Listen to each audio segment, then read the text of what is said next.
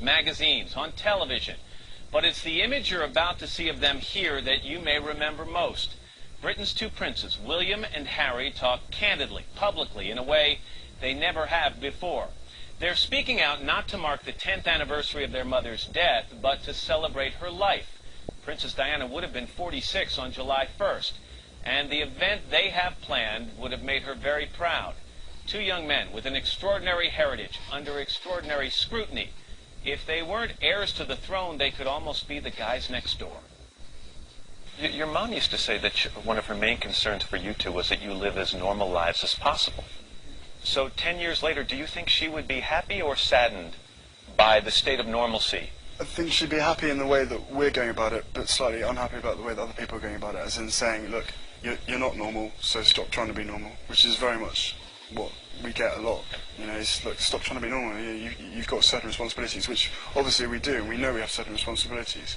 But within our private life and within certain other parts of our life, we want to be as normal as possible. And yes, it's hard, because to a certain respect, we never will be normal. You may never be normal.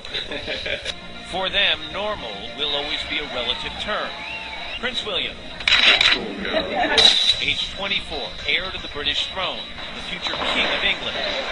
Harry, his kid brother, age 22, also known as Harry, Prince of the United Kingdom. They're the grandsons of Queen Elizabeth, sons of Prince Charles, and of course, the late Princess Diana.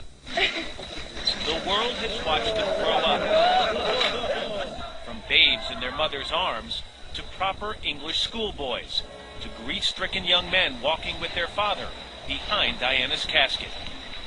But they've never done an interview together for American television, never sat down and answered unscripted questions, until now. Meet two brothers, down to earth, at ease, and constantly ribbing each other.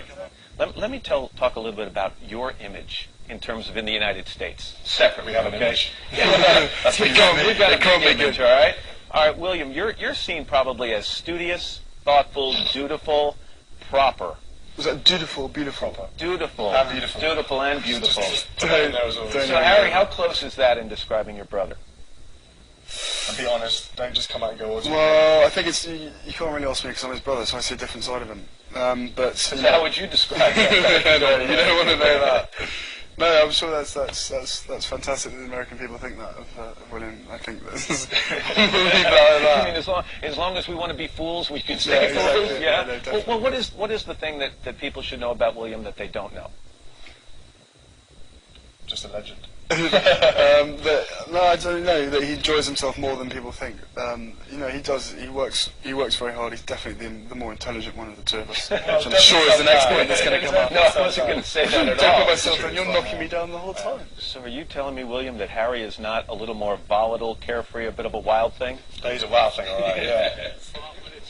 William and Harry met with us in April at Clarence House, their official residence in London. They discussed their life in the media fishbowl, their friendships, their love lives. Tonight, you'll hear it all.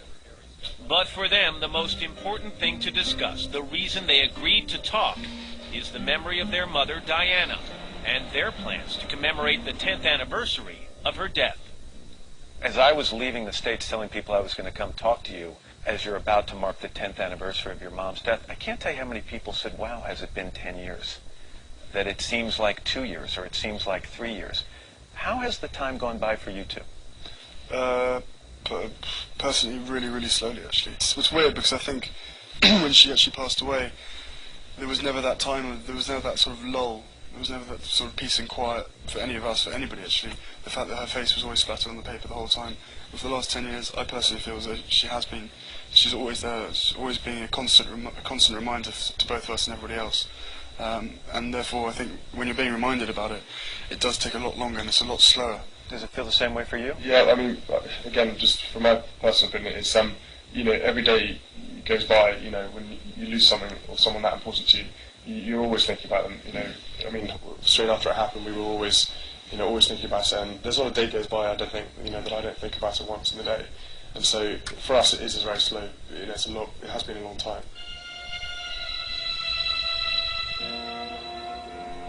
A long time that began for William and Harry the last night of August 1997 in Paris.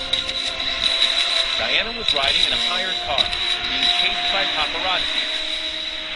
Her chauffeur, who was drunk, drove much too fast. The car smashed into a concrete pillar. Princess Diana, beautiful, glamorous, their mom, was dead at 36. Since then, William and Harry have lived through a decade of obsessive media coverage, of endless conspiracy theories, of official and unofficial inquiries that continue to this day. You know, when people think about it, they think about her death, they think about, you know, how wrong it was, they think about, you know, whatever happened, I don't know, for me personally, whatever happened, you know, that night, whatever happened in that tunnel, you know, no one will ever know. I'm sure people always think about that the whole time. Have you stopped wondering? I'll never stop wondering about that. So then, in some ways, you probably understand the public fascination with this inquiry. Yeah, but at the same time, there's a lot of people sort of feeding it, and unnecessarily, I might add, you know, to the whole sort of conspiracy side of things and all that sort of stuff. And there's all these rumours and stuff that are brought up the whole time. Do you see a time in your own imagination when this kind of fascination, this cycle of fascination, ends? I can't really see it ever ending, really. I think there may be certain sort of times when there's going to be peace and quiet, when there's actually nothing to write about, or when they're working towards something new. But I think people will always have a fascination about her, and journalists believe that that there's a need to read about her, a need to sort of be reminded about her. As we come to the 10th anniversary, obviously the people will still write things, but people will also stop at 10 years and re-examine her life, and probably her death. So in some ways, is this your attempt this summer to take charge of that? To kind of get it under your own control? Yeah, basically. I mean, we always wanted to do something for her. They know how they want the world to remember their mother, but how do they remember her? Over the next hour, we'll hear thoughts on their own friendships.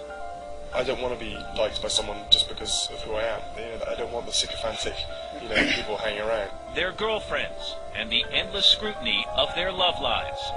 You always find yourself hiding somewhere. But coming up next, their memories of their mother, Princess Diana.